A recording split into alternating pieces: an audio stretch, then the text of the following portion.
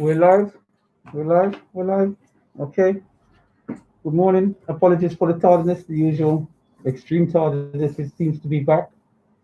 Um, I do genuinely apologize. It's the doctor's surgery. How are you all doing this morning?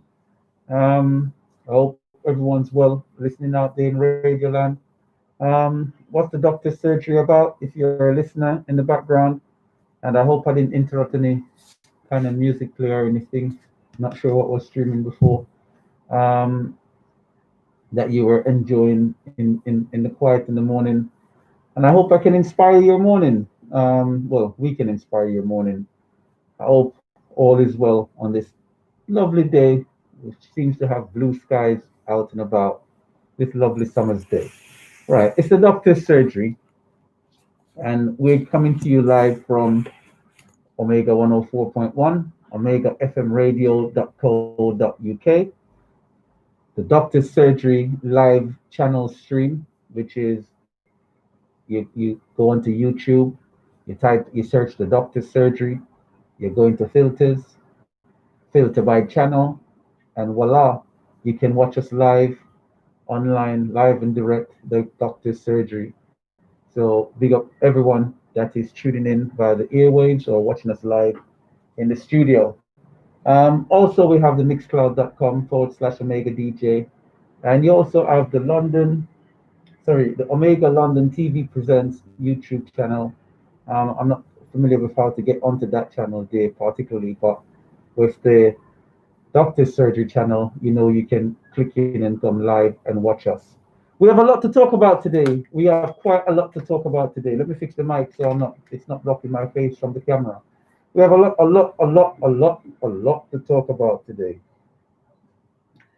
And what are we going to talk about today? Well, let's talk about a few bits. Let's run through the topic area. If you want to take part in the show, the number is 0753 I'll give it again, 0753 What is the doctor's surgery about first and foremost? The doctor's surgery is about giving you, it's Britain's first black current affairs show. We talk about all the issues, the key major issues that we've detected in the media over the past week that is pertinent to us as a people. And whilst it's been generally a slow news week on most topics, the certain topics are still within the airwaves. We still have the issues around COVID-19 and how the schools are going to be reinitiated. But we listen to that part, as they say, with a bated breath to see what's going to happen come September so that we can actually give that update and how it may impact on us as a people, us as a community, independently.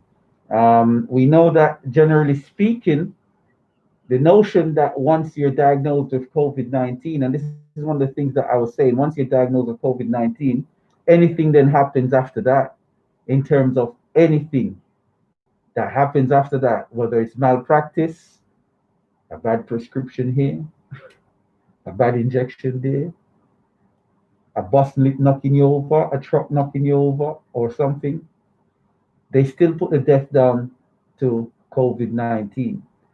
And this is one of the things that we were saying that people need to be careful. Us in the community need to be careful based on how they're labeling the deaths. And it's unfortunate that once it's labeled a COVID 19 death, there's no autopsy. Been singing and harping onto that for a while now. You can go back and listen to the older shows that would highlight the issues in and around that. Um,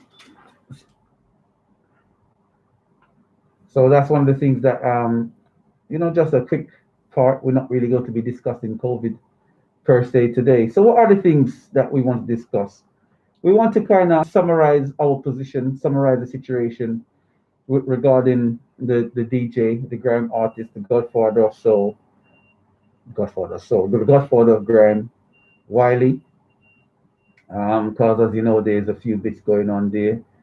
Um, we we're going to talk about the boy that got hit by a car down there in Brighton last week by a couple of racist white guys.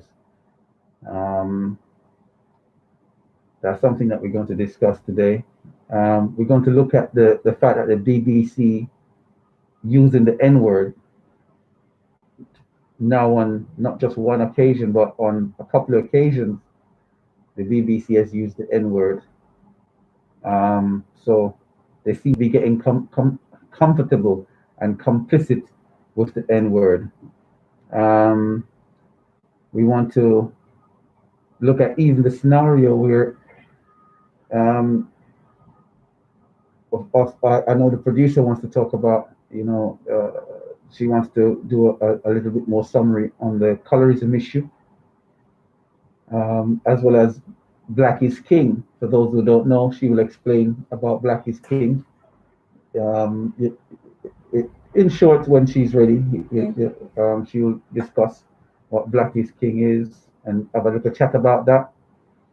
And then, last but not least, we want to also discuss the the Black radicalized groups in America and now forming themselves here in the UK, and the rhetoric and jargon that's coming from them. So on those are just generally the topic. If there's anything else that you would like to discuss, we're open to listen to the discussion that you may have and expound on it from our point of view. But those are generally the topic areas that we picked out. We're not really going to talk about the food in China, or which we can because there's an impact from that, but we're not really going to talk about that on the airwaves. Nor are we going to talk about the another Russian hacking scenario on Britain's politicians to gain access. That's all, as far as I'm concerned, two dogs fighting, so we take our little time and get past, right? Get by without problem. So let me know if you're listening so we can jump into the core crux of it. We appreciate that we were late. So, we want to know that there's a listener or there's listeners out there so we can jump into the heart of things. So give us a text or a call, 0753 996 8143, 0753 996 8143. Let us know that you're listening so we can jump into the show, whether it's a text or a drop call or something. Let us know that you're listening. It's the worst thing to you feel like you're sitting here talking to yourself sometimes, which may not be the case, which may be far from the case. So we just want to know that we have a few listeners listening, even if it's one. Once we know that there's someone listening, we can jump into the crux of today's show. Yeah. 0753 996 8143. So let us kick off with the Wiley scenario. Now, as some of you may know, Wiley went on a angry rant on his social media just over a week ago, and as a result, over the subsequent week and a half, that it's led to, well, the subsequent first week, it's led to Wiley being banned on all major platforms. He's been permanently suspended from Twitter. He's been permanently suspended from Instagram, and he's also been blocked from Facebook. So all the major social media platforms. And there is so much to unpick from this. It's unbelievable. When I first heard of the Wiley scenario just over a week ago on last week's show, I highlighted my position to be in support of Wiley, not because of the comments that he's made, but rather because it was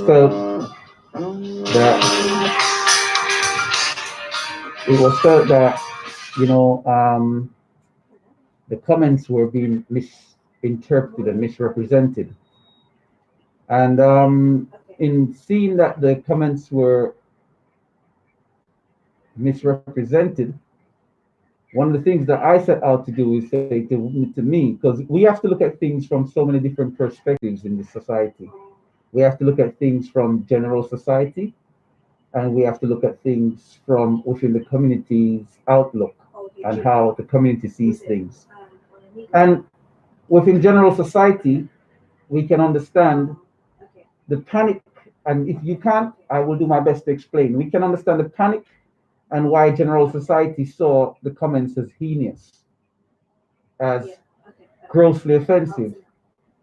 However, from the community's perspective, Wiley being an ex-roadman, if he's not still on the roads doing his little bits, probably, or well, he's probably not in that mix anymore.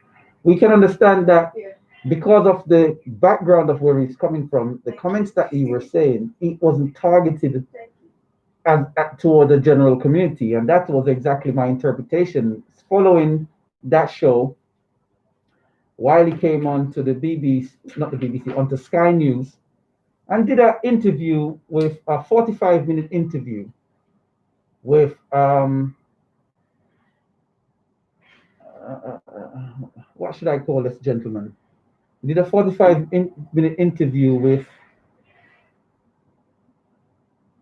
a Gail King type of character. Do y'all remember the interview when Gail King, who was Gail King interviewing, and she set a person up? We know Gail King set up a few people. We know what she done to R. Kelly, even though a lot of people don't like R. Kelly anyway, so they didn't mind her dashing R. Kelly under the bus. But she also did it to someone else. I can't remember who she done it to. Kobe. When she was interviewing the female basketball star, and she tried to besmirch Kobe's character. It was I don't know this gentleman's name, but of course Sky News will send a black guy to interview Wiley. And of course this black guy is going to come and do what Massa say. That's how it seems like they took this 45-minute interview and squashed it down into a small summary that made the Wiley look bad.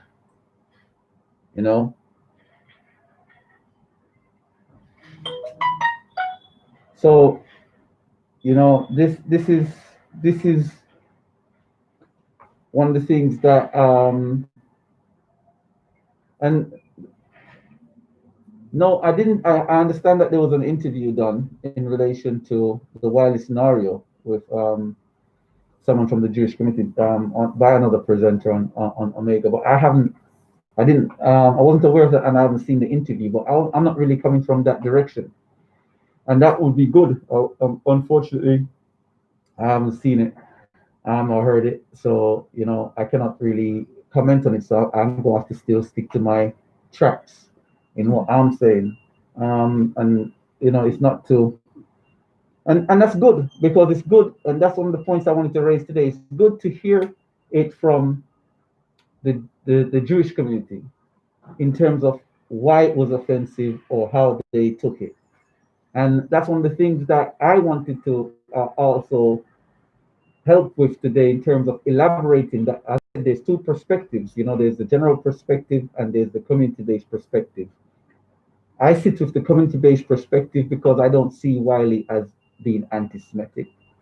I see Wiley as being angry and not eloquent enough to put his words across in the right way to show his displeasure with what was taking place with the people that he was working with that were themselves of the Jewish faith, sorry, the Judaic faith.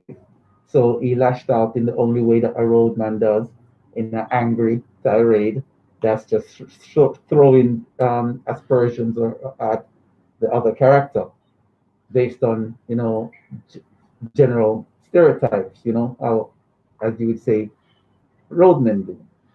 So I didn't interpret it as being truly anti-Semitic, but when we look at it from as a community, when we look at it from the Jewish community, and I'm so angry now that I didn't know that this took place. Caller, I wish I wanted to listen to that to see how we could add to or elaborate on what I had to say today.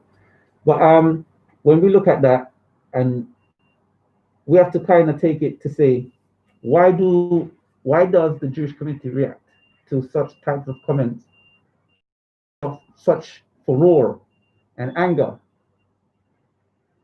And we have to take it back to the time. If this is what I wanted to do, I wanted to take it back to a time before the Second World War, when you had two major figures in Europe, one in Vienna and one in France. Now, the first major figure in Europe was a journalist type of character, I guess.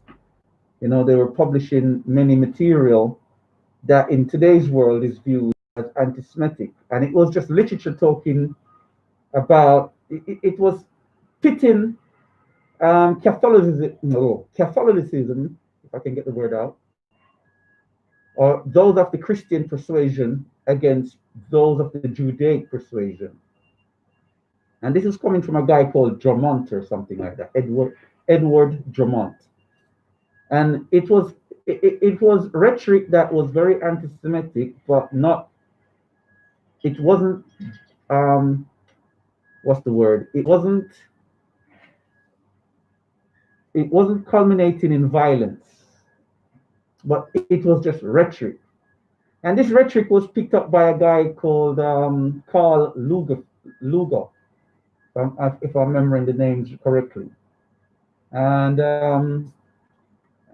and if you're wondering where I got this information from, this is the information I got from a Jewish fellow that I took. This is the information I got from a Jewish fellow that we were talking, that did a spew some while back. Yeah, so this is, and as well as a little bit of background research to double check that the information was authentic. Not in recent times, but I was aware of this information anyway, and I just felt that it's pertinent to kind of explain this point. So basically, Karl Lueger in Vienna, he also jumped on this spew, right, which was very anti-Semitic. You know, that's what Karl Lueger done. And if you don't know, Vienna was like the center of European art and things at the time, you know, scholarly stuff. And who lived at the time in Vienna for a 3-4 year period? The very person that took over that Nazi Germany regime, Second World War. So that became a great influence to him. And I think there was even references to Karl Lueger in the book Mein Kampf, you know. So you start to see that sentiments that, and if you look and reflect at the historical records, you will see that the information that Karl Lueger was spewing, it wasn't deemed, what's the word? It wasn't deemed to be inciting hate, but it was anti-Semitic. But so the trouble comes in is that information that's left unchecked, when things are said in a certain light, you don't know what it inspires. You don't know what would transpire from it, because with two folks, one outside the political arena, influencing the which is Drummond, influencing the political arena, which is Lueger, then influencing the major political field, which becomes Nazi Germany. You can see how something that's simplistic in nature can become very vile in action. So whilst the simplistic in nature, yeah, which was seen at the time even by those that were experiencing it, wasn't, what's the word? Wasn't seen as a horrible thing. It was just seen as sentiments, became a horrible and atrocious outcome. So when you hear, I can understand when a community like that hears anything that is not seen as, when you look at the nature of it from our community perspective, you might not see it as vile. You have to understand from a community where the simplistic nature of it, they understand what the simplistic nature of it can lead to. You have to bear that in mind. So I want to say that you have to when you're in a position of authority, like Wiley was, this is what is happening, where something that is perhaps seen that was seen to him as something simplistic, where you can see the waywardness of that in its sense. So it's not so much so that, however, I cannot throw the brother under the bus because that wasn't the intent.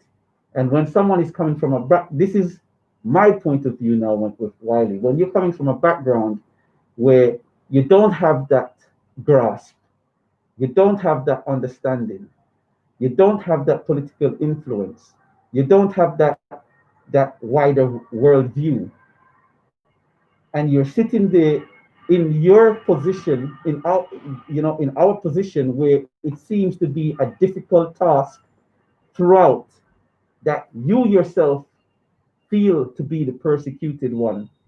You know, you have to kind of understand it from that, guys, that you may not have, you shouldn't have said it in that sense, or you may not, that's not the right way of approaching it.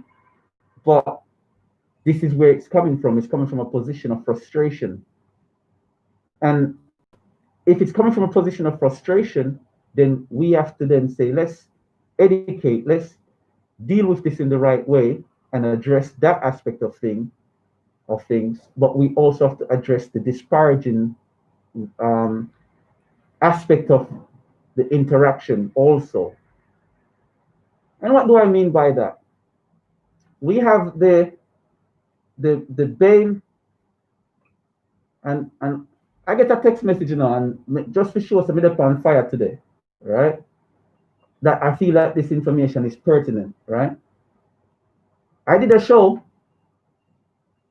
I did a show a few weeks ago, if not a couple of months back, and I was talking about it's very difficult for us to discuss all the information that we want to discuss because we feel compromised, you know.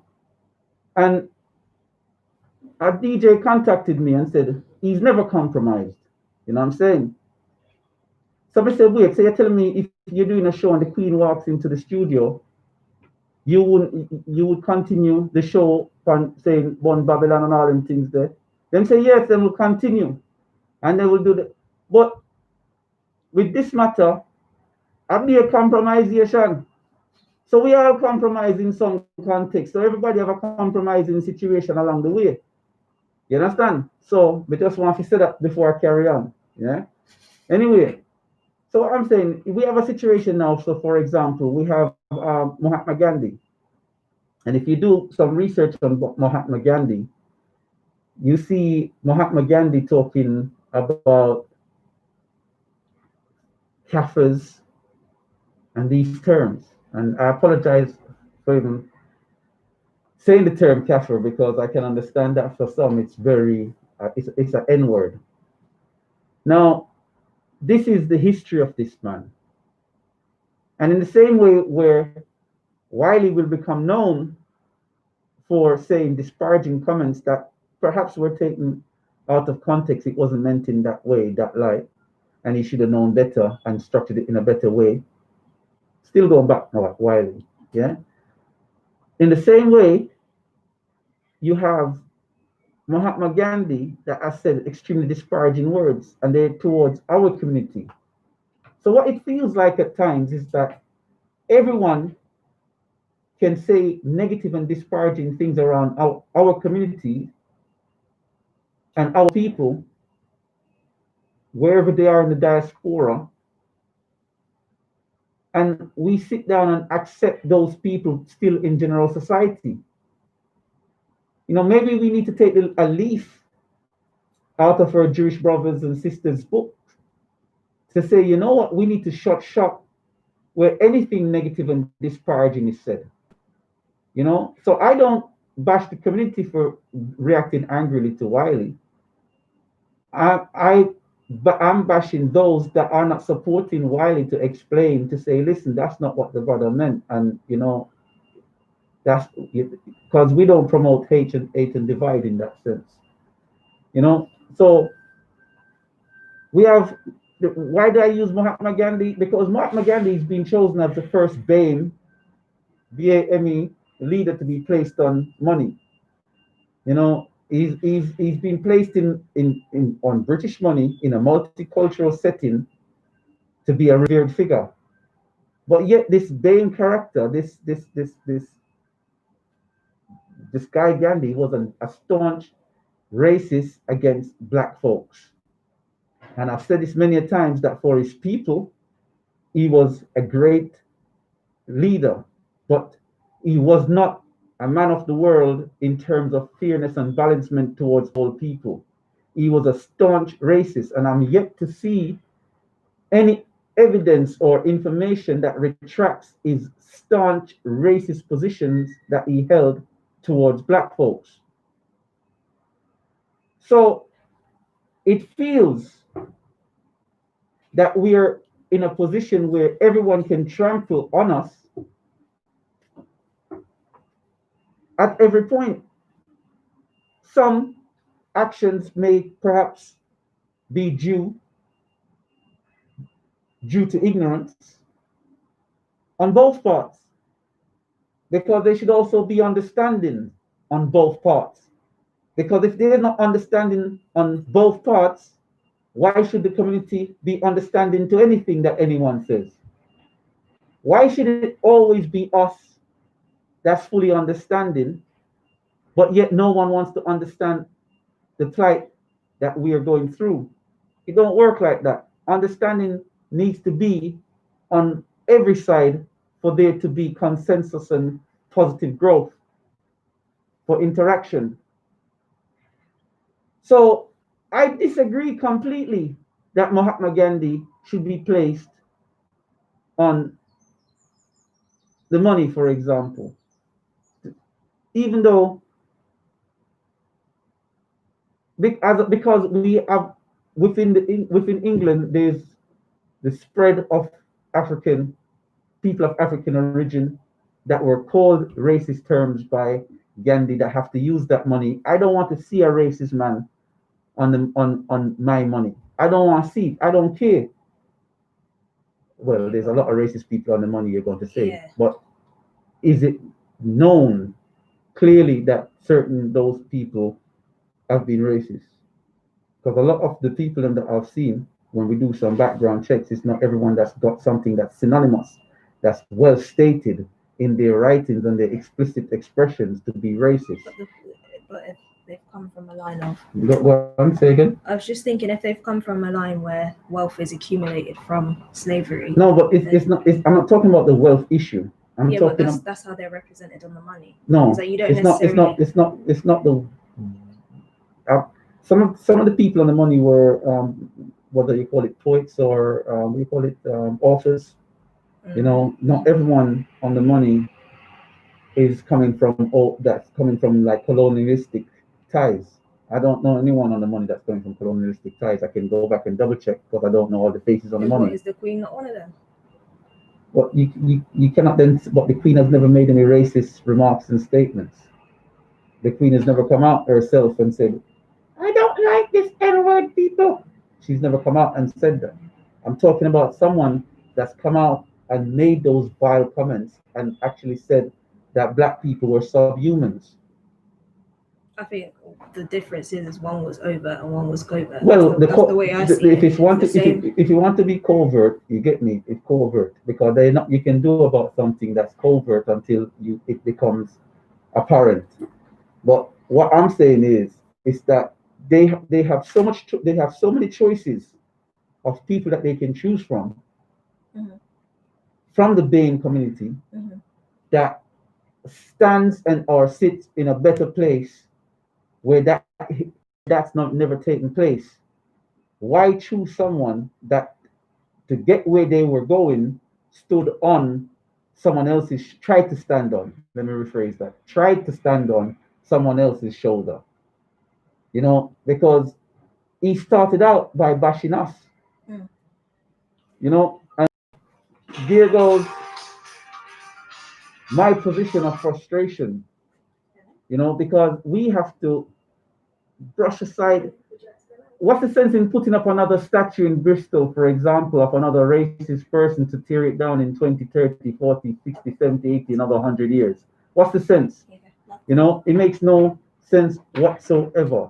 So we should get rid of that immediately. Call you live. Where you calling from? Yeah, doctor, yeah, it's me, okay? How you doing? How you doing? Yeah, I'm fine, man. And how about you? I'm doing my best. Yeah, but I just got a bit upset of what I'm hearing there. But first off, that, yeah, is that I noticed like you see LBG they call it that station where Farage used to be and they fire it up. Yeah, LBC. Yeah, but you see them people they can get up and they can say things that they feel is up to them or affected them or whether it's not. But when it comes to us, we have to be careful and be careful what we say and putting it across like, you know, we don't hurt no one and all of that. And I'm not blaming it on you because I don't want you to get fired because you're doing a good job. But you know, it's hurtful. But one thing I'm calling to say the word, you know. Yes, the Queen never made no racist remarks and all of that bad, but the Queen represents even up to the slavery because listen to me, big man. Slavery is still going on, yeah? Let me say to you, yeah? We all is fighting for reparation and an apology. Now if a man have his foot in your neck and the man and you haven't put a stop to the man to take his foot off his neck, how are you gonna ask the man to apologize to you? You have to first stop the man from his foot in your neck and then you can say, well, apologize or this gonna happen or that gonna happen. But you can't say that why the man have the foot on his neck. You have to get his foot off his neck. Ask him kindly then to take his foot off his neck. So this is what happening to us. We ask him for reparation, but we still in slavery. We have to get rid of slavery. So you know, so how do we do that? We have the car in front of the house. It doesn't work like that, you know. And this is what happened. All these people that die and fight for us, you know, well, I don't know how old you is, man, but my generation definitely, man, they think the eye of the man, man.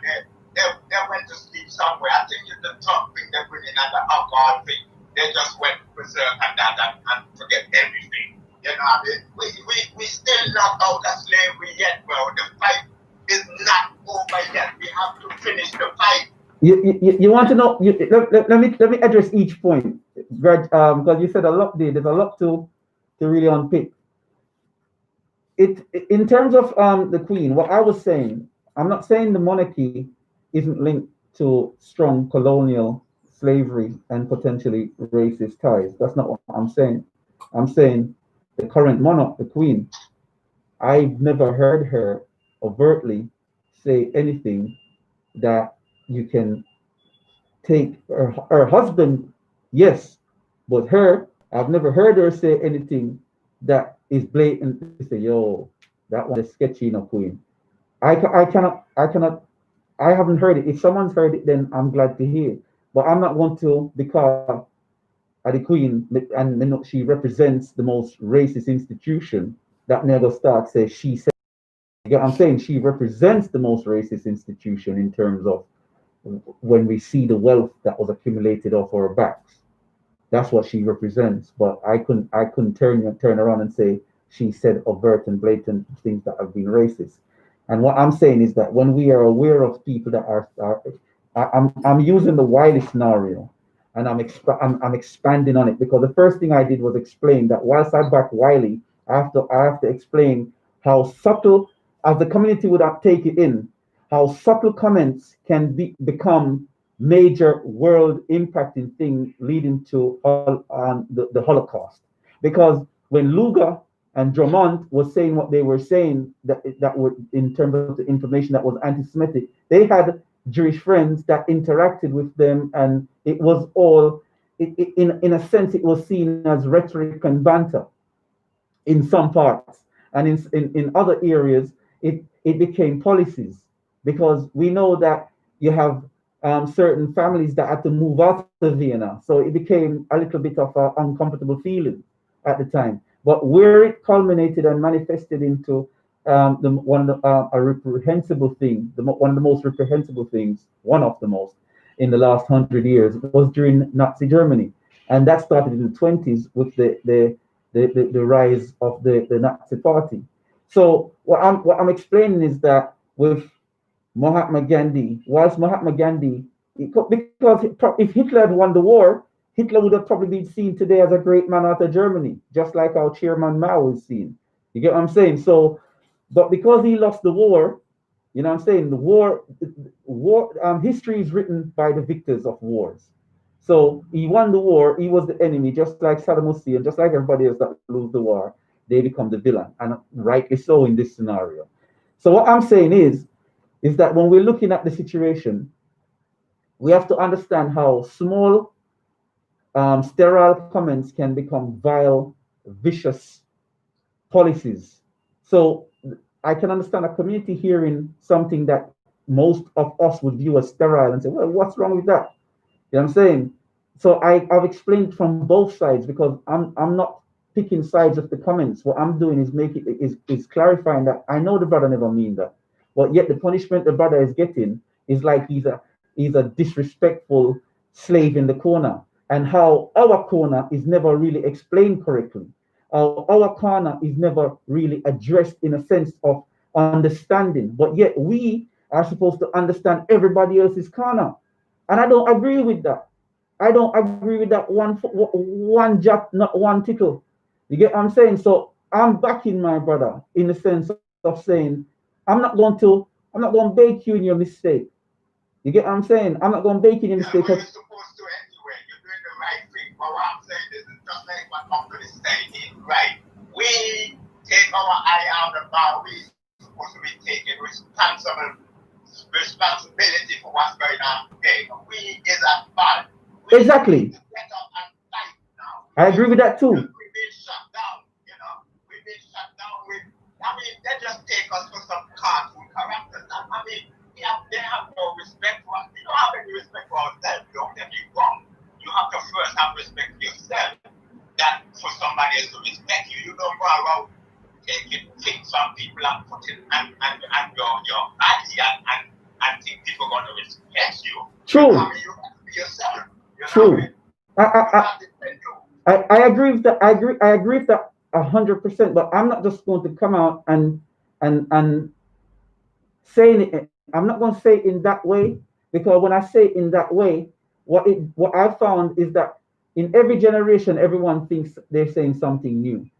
And one of the things I was saying to the producer and other people that I've spoken to in relation to this matter is that if you should go back and listen to the recordings of Marcus Garvey, Marcus Garvey's situation was so profound that everything that I've heard every teacher now talk, and when they were spewing it, I thought it was new and revolutionary. Marcus Garvey said it. And the things that Garvey was saying was so ahead of his time that when people hear it now, they're thinking, is it? And they think it's something new you're saying that's deep. But it was being said in the early 1900s. That's how far an advanced Garvey was. And so we have to look at our backstory. We have to look at what happened in our backstory. And we have to look at how our backstory determines how we speak. For example, let me give you an example. For example, Wiley said something about the law. Yeah. We know that Garvey was sent down by 2 Jewish judges. So we don't know if Wiley is looking at a scenario where he's aware of that, and he's going, I'm going through drama, and a great man like Marcus Garvey, who was probably in a greater position than I, went through the same drama and was penalized by people that have themselves gone through atrocities that should have been even more forward thinking to help us. Not to say that they have to, because there's no do and don't in life apart from what someone chooses to do based on their moral coding. However, but you talk like that. But what about the strategy that these people had us in before the World War wherever that this and did you know about that? yes, and that's The books and that, you know, that man that write about Tony Martin, he was a professor, he was working for them.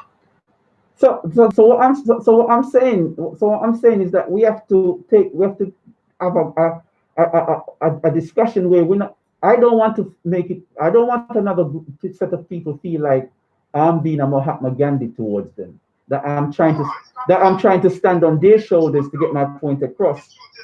The truth, right? But I have to make sure I'm responsible. And I'm saying, just like what I say, Wiley was responsible. He's in a position of authority, and he has to be careful with. Not to say he should be censored or he should feel constrained, but he has to choose his words using eloquence to get his point across exactly what he means. Because the moment he's going to say and then said he didn't mean it to all, then you didn't choose your words wisely. And this is what you get what I'm saying. Yeah, say again. So this is where I'm coming from. You know. This is why you never hear Nigel Farage apologizing to nothing. Right. I would make him still, that man there, yeah. I'll tell you something, yeah. Under that Trump, that man was the first man.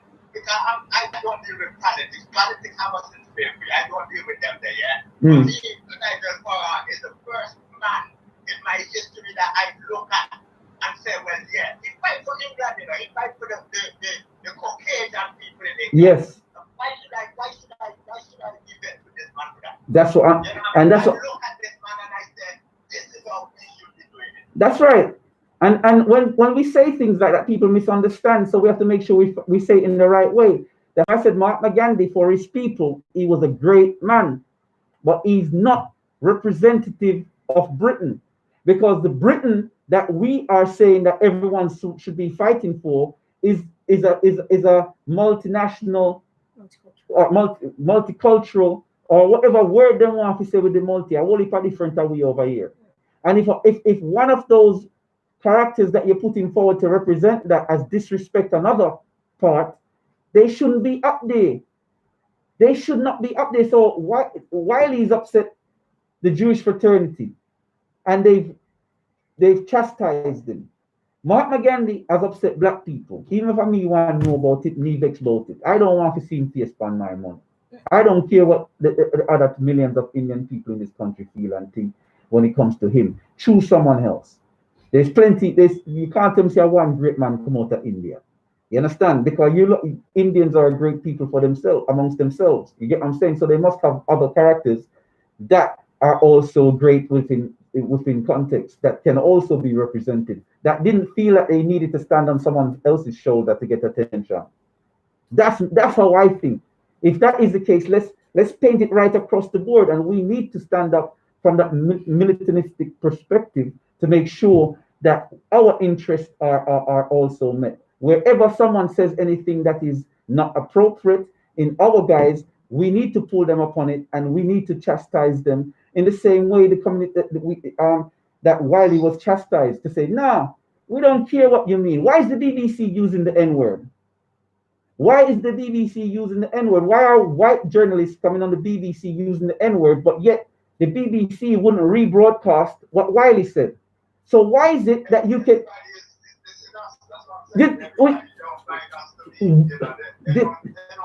This is... Of course, words are power, so we have a responsibility to be careful of our words. So why has the BBC got the right to say to rebroadcast vile things about us, but when it comes to other communities, using the Wiley scenario, and I'm not using the Wiley scenario to say they should have or whatever, I'm just using the Wiley scenario because it's the most current. Using the Wiley scenario, they wouldn't do it that to another community, because till this day, I don't know all that Wiley said. You know what I'm saying? Can I tell you why that the BBC can do that? The BBC can do that because the Indigo people and the so-called black people, yeah, they are paying BBC, and BBC doesn't represent them. BBC insult them. BBC that kind of false news against them. But yet the government, the racist government, who is not racist, made you have to pay them, because BBC is one of the racist people beside of the Israelites in my country, and I know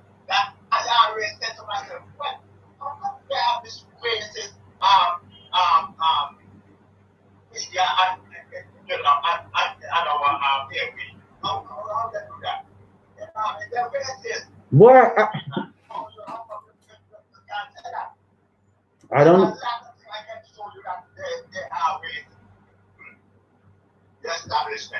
You understand? So, me no know. If you all those who want to pay them, you get me. That's up to them if you want to pay them. You get me?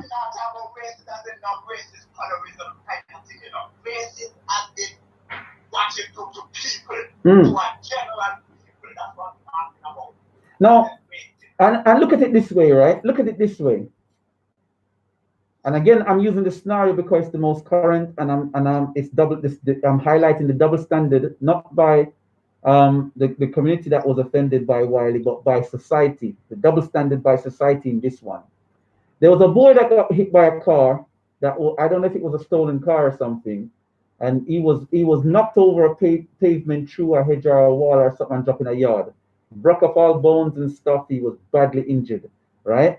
The guys came out the car, hurled racist abuse at him, and ran off. That's all we needed to know. The news chose to go into the crux of the racist comments hurled, right? And if you don't know, if people don't know about this took place in Bristol. Or, is it Bristol or Brighton? Brighton. Sorry, Brighton. Yeah. Yeah. So this took place in Brighton. Now the police force. No, let me not say that because I'm going to be accused of sexism. But we have another Crusader Dick type idiot down there talking about there's no racism in Brighton. So straight away, you had something that's atrociously racist that took place, and rather than giving recognition that there is racism and it will be weeded out, the first thing she did was deny that there's racism.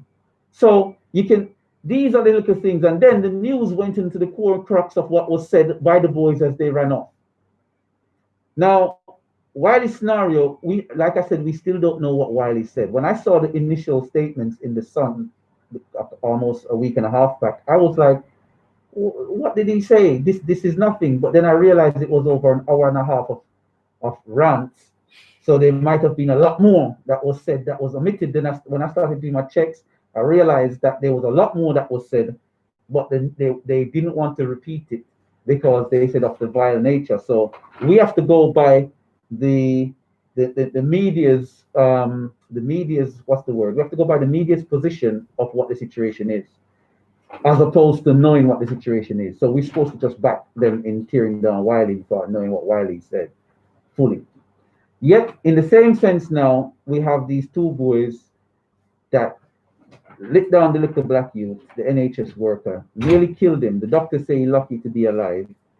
Ran off, and the BBC can go into detail using expletives that that children are hearing, that everybody are hearing. So it's like they want to denigrate us in repeating these things, but everybody else, they don't. And then not only then, they've since again in the past week used the N-word again. So it's like they find like the N-word is something that they can use. White journalists coming out on the BBC having no remorse of, in America you'll see people say, can I say that? I say, can you say what? Can I say the N-word? It's like they're so touchy in America and tactile because they don't want to repeat the N-word, but yet on the BBC, N-word, N-word, N-word, N-word, N-word. You get what I'm saying? This is what I mean, is that the fire in the belly it's like the pre-programming. It's like people trying to style us. And I like to tell that LDC presenter, stop teething our words about styling. You think I want you probably ain't listening now, but I heard that one. You get me? Trying to teach people words about styling. And then, this is how messed up society is. The papers don't even know who Wiley is. They start put up Kano's picture in the Guardian. So they put up other people's picture in the newspapers to say this is Wiley. So not only is Wiley going down in name, other people are going down in images. And these people ain't taking these institutions to court to sue them. To remedy these things. So it's like we're constantly being trampled over left, right, and center subtly with beer styling, as Jamaicans would say, with beer stylings, and no one ain't realizing it.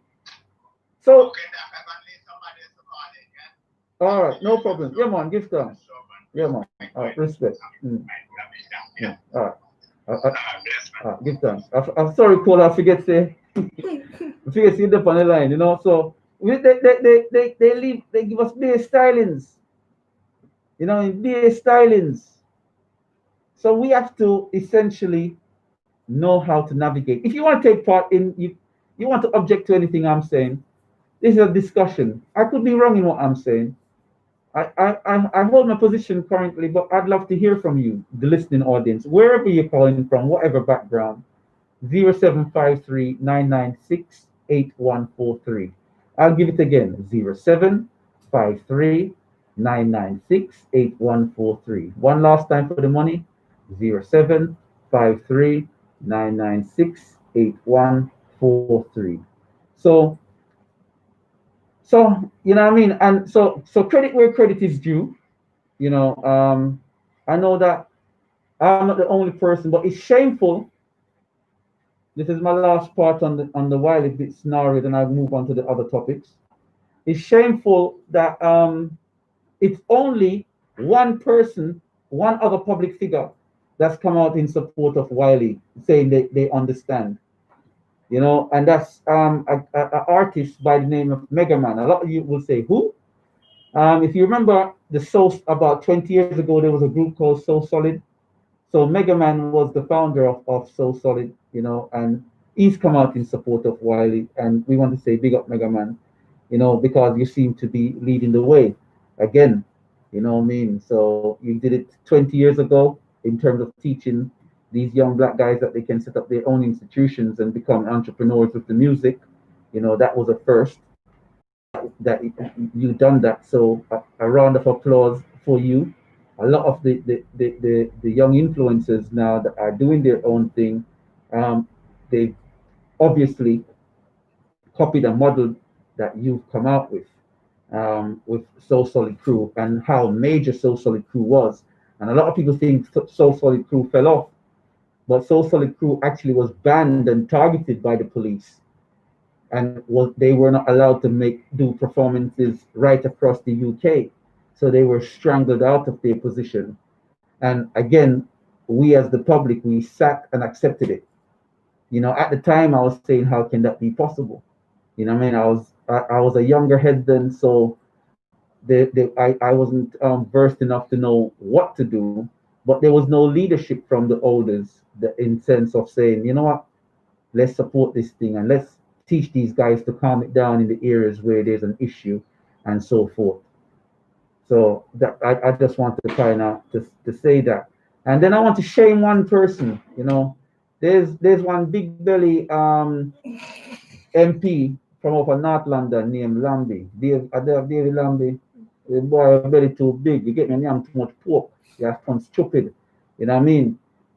I never respect your actions of not you're supposed to be the voice of the people, and you're supposed to try to find amicability and interaction, but you penalize a young brother or a brother that through misunderstanding.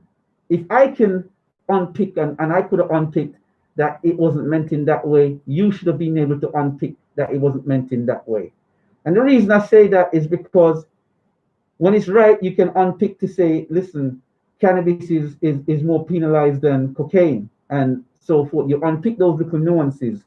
So I can't see why you wouldn't unpick it. So that for me seems to be a political strategy move because of the party you represent and the party's historical links. So it tells me that there was a party political move as opposed to a community move. So it shows what's more important. I hope that one day you'd redeem yourself. You get me? Stop eat the pork, do some exercise on the big belly. You get me? Clear up your mind a little bit. Get me? And you're out on business. Yeah? Fix up the thing. You know what I mean? That's strike one. You get me? We don't do it 3 strike, you know, a 2 strike. That's strike 1. Strike 2, you know what I mean? Next election, you're gonna have people working against you that you don't want working against you. Your own. You know what I'm saying? So don't make it a next strike. Yeah? Don't be an Admiral Belly. You know what I'm saying? Fix up the thing. Right. Just have to say that. Um, whew, that was a very heated one for me. But jumping from that, let's soften the mood a little bit. You know what I mean? Because it can't always be negative news. So we know that Beyonce's come out in the past week. For those who don't know, she had an album out and she's done A visual album. a visual album from the album. Um, Go on. I'll step back from the mic. This is your thing. What how do you find it? You reviewed it, right? Yeah. What's the take on it? It made news, so Mm. we want to know why it made news, what it's about, so that the audience can hear for themselves. Okay, so Beyonce released the visual album Black is King, and basically what it is about, I think it was an amalgamation of different sources. So it was from music from The Lion King, or representation from The Lion King, and then it had aspects of Moses' story. I couldn't really depict all of it because it was a lot and I didn't understand all of it, but I thought the visuals for it were stunning, and I thought it was a great representation of being African, of representing the whole diaspora and just being proud.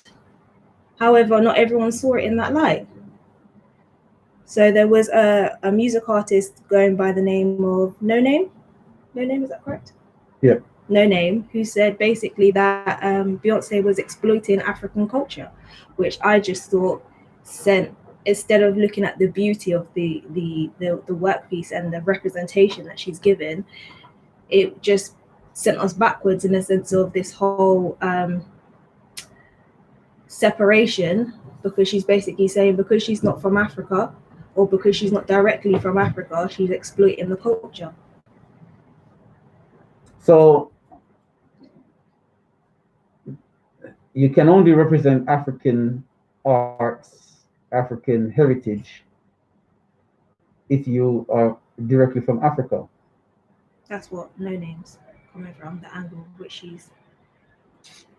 She's an idiot. You know what I'm saying? If you're from the diaspora and your morphogenetic gene pool is from the African continent, sub-Saharan Africa, then you can represent whatever you want to represent. You know what I mean? I think the angle which she was coming from was a sense of Beyonce's work. Gives light and pride. It gives like, no, but her whole collection of work. It doesn't. She has moments where she's always gone back and showed her roots, but I don't know if it's the majority. You'd have to have a look, but it's mainly hip hop or Black American culture. There's no such thing as Black American culture. You know what I'm saying? It's about Black American works that they've brought into life on the planet. It's not Black American culture because we're so diverse in our actions, we're so diverse in our thinking and our behavior, because there's many Black Americans that don't attach or link themselves to hip hop to this very day. You know what I mean? They're in a different other level of thinking and behavior that is still pro-Black in a lot of senses, but that's not their thing. So for anyone to say that a part of Black culture, and we have so much Black Africans that have adapted hip hop and have adapted reggae music. Some people say, well, reggae music has been recognized by World Heritage as being from Jamaica. Yes, but the reggae music was that link between the Jamaica and Africa. So there was always that link and that one and that brotherliness that the music represented. So for someone to be trying to create a divide, they're just doing the work of the colonialists. Because whilst we were in slavery, a lot of Africa was in colonialization. So the question's been asked many a times: which one was worst, colonialization or slavery? Because we, up until even in recent times, in some countries in Africa, it's the segregation in an African country is phenomenal. To this day, you have staunch segregation where dark-skinned blacks can't even do certain things inside certain companies inside their own country. You know what I mean? So for her to be coming out and chatting that hogwash, it just shows she's an idiot. She doesn't know herself. You know, our culture is so vast and diverse. There was a TED talk. I think I spoke about it on the show. I can't remember. I speak about so many things to so many different people. There was a TED talk. I can't remember by the name of the lady that did it now. I wasn't planning on going there. Where she was talking about the differences. It was an African American living in Africa, and she's been there for a while. And she was talking about how the impact is in terms of the different thinking that you have in Africa, depending on what country you're in. And in order to navigate those chaotic waters, you have to understand each culture. But what she found was that it itself promoted a lack of harmony and unity within the continent because people individualize themselves. So if something happened to in Nigeria, an Ethiopian or a Sudanese or someone from Chad, they wouldn't recognize it as one. And this, whilst everyone's got their unique nature to themselves, they have to start getting rid of that. It's them over there. And in that I mean, if we look at Texas, Florida, Georgia, and all those different states in America, and right across America up to California, from Georgia, if we go across from east to west, America is a large piece of land. If something happened in Georgia, those in California will lament towards their countrymen. You're not getting, because I don't know if it's because if that is bigger, but if something happens in one place in comparison to another, people ain't lamenting and seeing that brotherliness. Perhaps some people say because there's one language in America, so that barrier isn't there.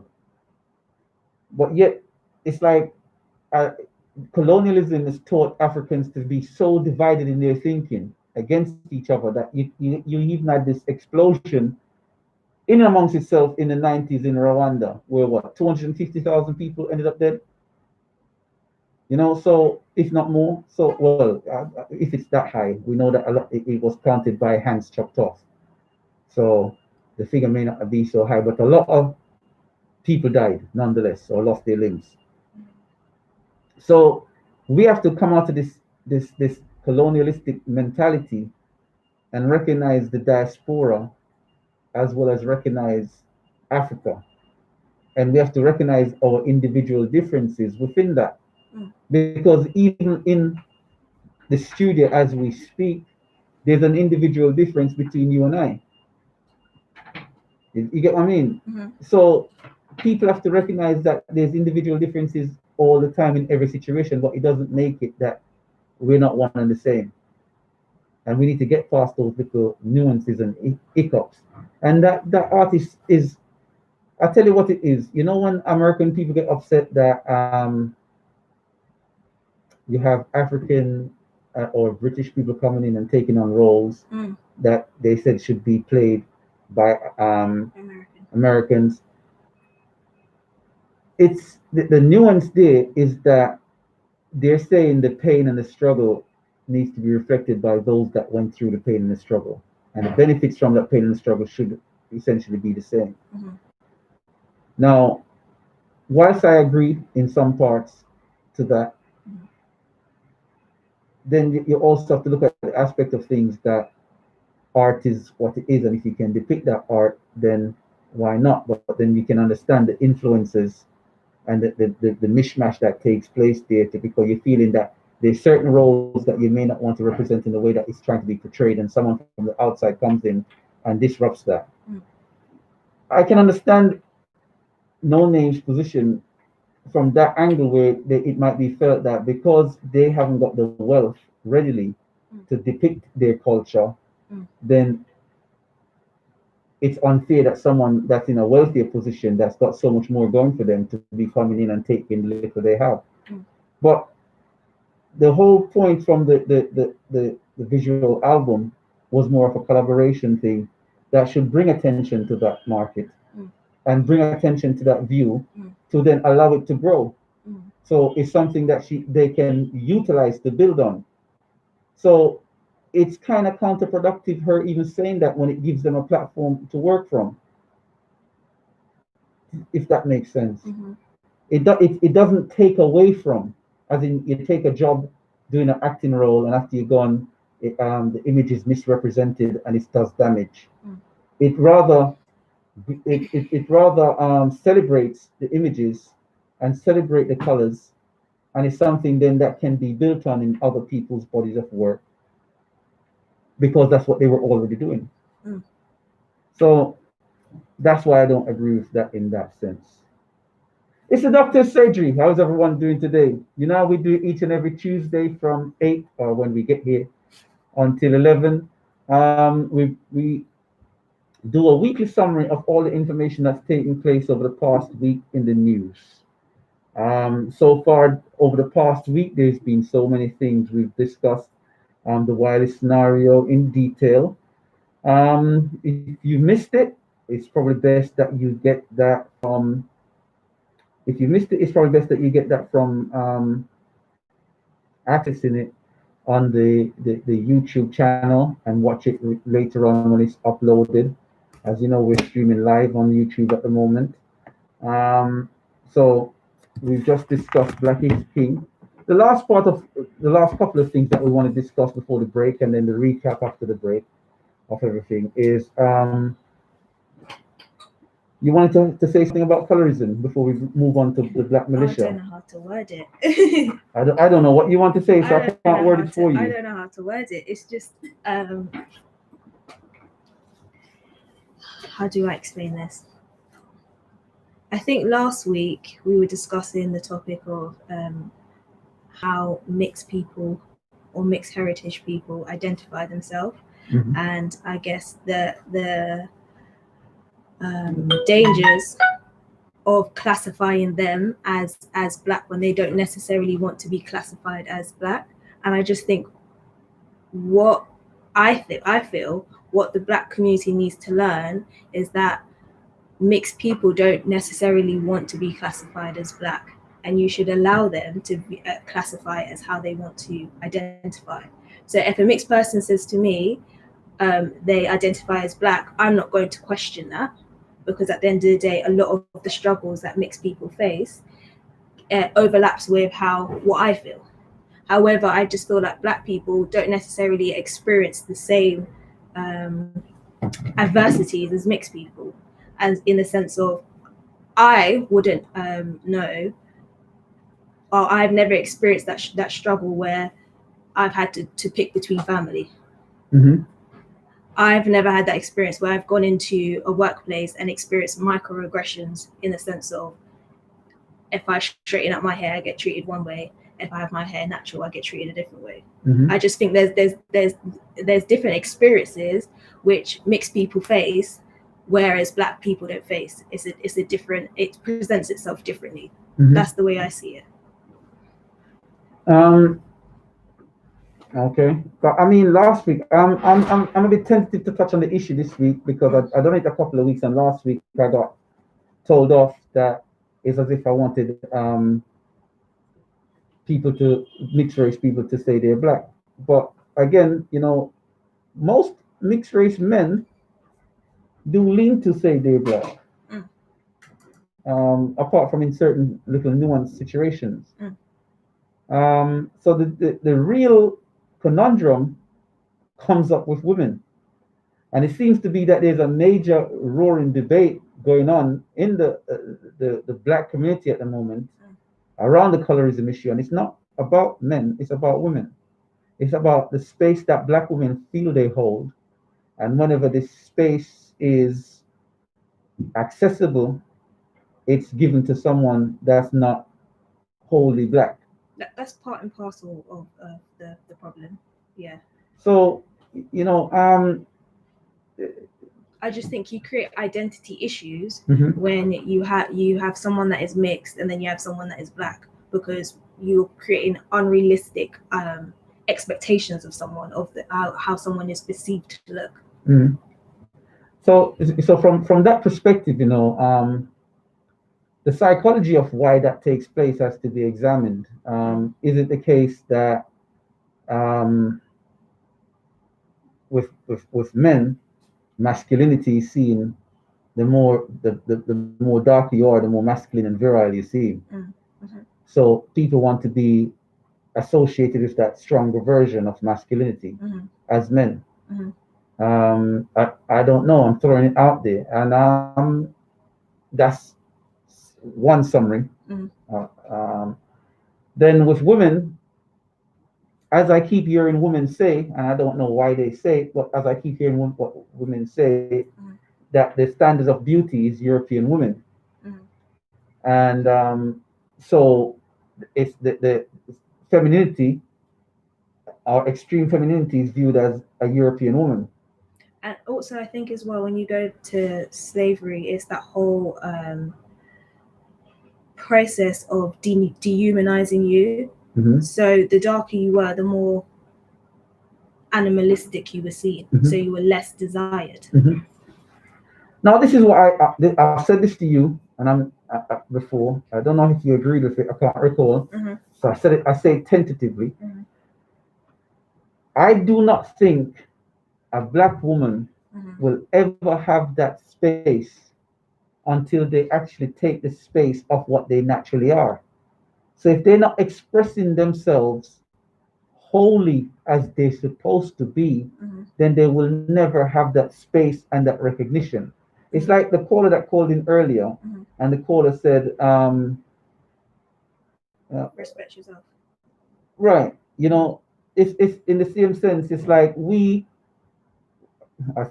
black women, Mm-hmm.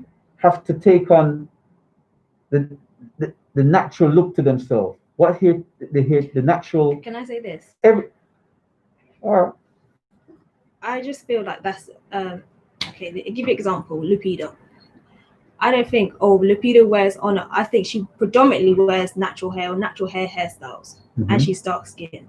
Yet, however, in the media, when it was it the NBA player or various black males tear down her image, the same as if you compare Gabrielle Union, who wears weave, or another media personality that wears weave. The hair, the way you present yourself makes no difference because you get teared down the same way. So you kind of put on items to make you more desirable. And this is what I'm saying. Mm-hmm. If my child comes home Mm-hmm. and say they want to follow me for a second with the logic, Mm-hmm. and say them now go back to school because they don't have the Nike because everyone's laughing at their goalers, right? And I'm saying rock your goaler with pride. You get me? It's what you can afford. They say, no, my friends are laughing at me because they all have Nikes and they all have this and whatever, right? And Adidas. I want a pair of Nike or I want a, you get what I'm saying? And say, listen, rock your goalers with pride. Rock who you are with pride. The only person that can tear you down is you and your thinking. The moment you start to think that what you have is less than someone else's, you've already lost the battle. So and the little that I saw of Beyonce's Black is King, because I know you sent me a couple of links and geez, I'm crackers, I couldn't watch it all. But the little I did see of it, the imagery was the imagery of black and black beauty was very profound. And a lot of those imageries, uh, um, are what's the word I'm looking for? In general society, in high, it's used in high fashion, but yet on the streets, it's portrayed as ugly. But so high fashion to ugly, that's the double nuance of it. So all these artistic impressionists, they will take from it and then create a Europeanized version, Mhm. and then that's meant to be glamorous and beautiful. Mhm. But whereas what is ours, we're so ashamed of it that we don't want to take it to show the beauty of it in how it's in its true light. It's not necessarily being ashamed of it. It's just it's what opportunities are afforded to you. So if a certain image affords you more opportunity, of course you're going to pick that option. But this is what I'm saying. We have to create it. We have to start getting out of the mindset of wanting to work for people and be complicit to all society. We're not here to be society's janitors and housekeepers and helpers. Mm-hmm. And if that's what your goal is in life, then you will always be in a position of suffering and struggle. Yeah, but not all of us are going to be entrepreneurs. No, but Not all of us have that skill to be. we don't necessarily all have to be entrepreneurs, Mm-hmm. but we all have to be business minded. But Unfortunately, not all of us have that skill. we all do, because we go into these into other people's businesses, Mhm. and we make other people's businesses work. Mm-hmm. We that aren't business minded go into other people's business and make other people's business work. Because you're We might not know the logistics of the paperwork Mhm. in that business in Mhm. terms of the director level stuff, Mm-hmm. but anything that is functional on ground level, on the ground floor, Mm-hmm. tends to be our ideas and the manifestation of the work we put in. Mm-hmm. So what I'm saying is like there's more than one way to skin a cat. You use your skills to your benefit. Mm-hmm. So it might take a little while to acquire certain things, but you can teach yourself, you can train yourself. Remember, we don't go to schools where they teach us information to be business leaders and stuff. Mm-hmm. We go to school where they teach us information to be in servitude. Mm-hmm. So employees as opposed to employers. Mm-hmm. So we get up and we teach ourselves all kind of stuff. We get up and teach ourselves how to play a guitar, how to play the drum, how to play the piano. We can get up and teach ourselves how to be business minded and run a business functionally. Because it's not hard. It's what I'm saying. So we can do so much if we put our minds to it. And the problem is that we need to inspire the youngsters, because when we a friend of mine told me a story recently, and it was very eye-opening. A friend of mine told me that the police stopped them recently up there in Northwest London, Mhm. right? Recently, as I think it was last week Thursday, and they said that the police stopped them, and when the police pulled up on them, the police then looked at him and then tried to apologize by saying they thought he was younger. They thought he was 2021. And driving the car that he was driving, they felt that the car was inappropriate to the age. Mm. Now the friend, his position straight off the bat was, hold up a second here. How is it that you can stop me thinking that my car is too nice because of who I am? You get what I'm saying? Or what you thought I was. What I thought you thought I was. So if there's a problem for a young black man driving a nice car, Mm. and the police then took the position to say, well, if you're going to take that attitude, pull over, because they just pulled up on them on the streets. Mm. So long story short, it became a heated debate. It became a heated debate to explain the discrepancy, and still to this day, whilst the police officer drove off, what he was explaining, that the police officer couldn't understand the racist view that he had. So I say that to say this: they're not after your old butts. If you beyond a certain age, you're not on their real radar. They're on the who's on the radar, the youngsters. So we should all be teaching our kids or children, for those who don't like the word kid, we should always be teaching our children how to be business minded and be independent in everything, because we should be gradually growing our independence. We shouldn't be just sending our children to school to learn servitude like we did. Everything that we do, we should be gradually developing our own independence infrastructure. quietly. You don't need to advertise it. You don't need to be going on the radio and saying, this is what black people doing, that is what black people doing, because no one else does that. Just quietly do your thing. So independence is something that's grown over time through dedication. But you put it into the youngsters from young. Just like Serena and Venus Williams, their dad put into them tennis. Lewis Hamilton, his dad put into him motorsport. We can put things into our children that it will manifest and benefit them in the long run. But a lot of us don't want to make that sacrifice for our children. You know, and if you don't want to make that sacrifice for the children in terms of teaching them to do that and achieve that, then push yourself to do that and create an infrastructure that they can come and take it over, just like how Rupert Murdoch, created a media empire that his sons are going at the throat at each other's throats for now. There's nothing wrong with achieving that over time. Nothing pushing for that, creating independence. So you're not reliant on nobody. Nobody can't come and throw the N word at you. The text message reads, before we go for the news and the advert break. Text message reads, why do you blame everybody else except for yourself and our community for our problems?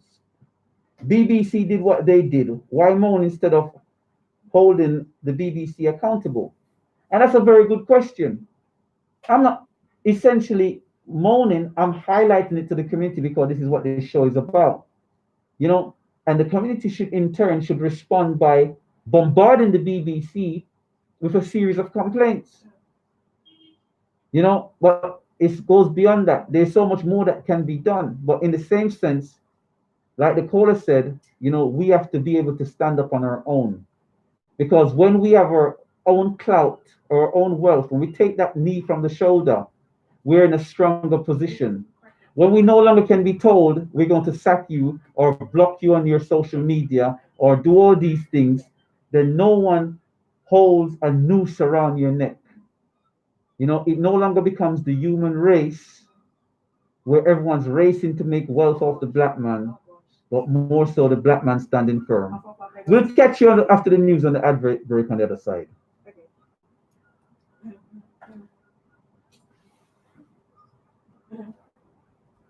One second. Catch you on the other side.